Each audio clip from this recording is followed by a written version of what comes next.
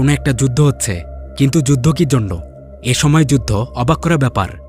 এই শহরের উপরে ধ্বংস চালানো হচ্ছিল, এই দৃশ্য দেখে যাত্রীরা অনেক ভয় পেয়ে যায়। তাদের এইসব কিছু স্বপ্ন মনে হচ্ছিল। ক্রু মেম্বাররা যাত্রীদেরকে শান্ত রাখার চেষ্টা করে, হৈহুল্লোর অবস্থা। একসময় দেখা যায় ক্যাপ্টেনদের কাছে এক যুদ্ধ বিমান চলে এসেছে। উইলিয়াম ভয় পেয়ে যান। দ্রুত বিমানটাকে আবার উপরে নিয়ে আসা হয়। উপরে আসার পর পরিবেশটা শান্ত হলো। তাহলে কথা হচ্ছে, ক্যাপ্টেনরা এখন যেখানে যে পথে রয়েছেন তার ঠিক নিচে কোনো না কোনো যুদ্ধ হচ্ছে। কিন্তু এটা তো সম্পূর্ণ আজব ব্যাপার। অন্যদিকে যাত্রীরা আতঙ্কিত। তারা ক্রুদের কাছে জানতে চায় নিচে আসলে হচ্ছেটা কি, আর তারা কোন পথে যাচ্ছে। ক্রুরা এখানে তেমন কিছুই বলতে পারে না, তারা শুধু একটু ধৈর্য ধরতে বলে। এদিকে ক্যাপ্টেন একাধিকবার চেষ্টা করছেন কন্ট্রোল রুমে যোগাযোগ করার জন্য, কিন্তু কোনোভাবেই যোগাযোগ হয় না। এখন এই অবস্থায় সবার আগে যেটা জানতে হবে, এই বিমানটা আসলে আছে কোথায়। এভাবে অজানা পথে তো এগিয়ে যাওয়া যাবে না, তাদের ইংল্যান্ড পৌঁছাতে হবে। তখন ক্যাপ্টেন বলেন তারা কিছু দূর এগিয়ে যাওয়ার পর আবার এই বিমানটা নিচে নামাবে। কাছাকাছি কোনো এয়ারপোর্ট থাকলে সেখানে ল্যান্ড করা ছাড়া তো আর কোনো উপায় নেই। কিন্তু ড্যানিয়েল এমনটা করতে মানা করে।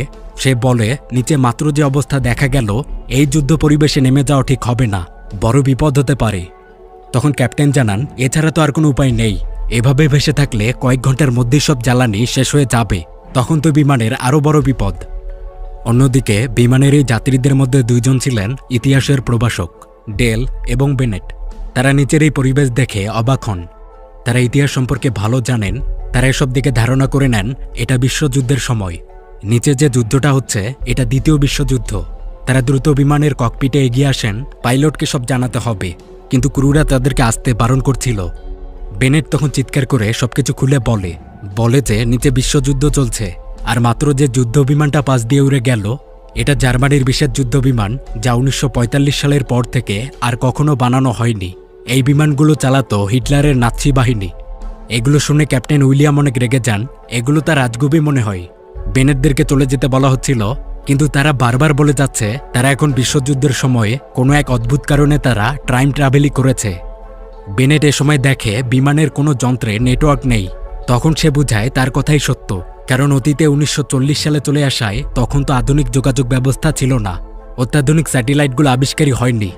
এর থেকেও বড় কথা হলো নিচে মাত্র যে যুদ্ধটা দেখা যাচ্ছে এটার কথা ইতিহাসের পাতায় রয়েছে, এগুলোর চিত্র আছে।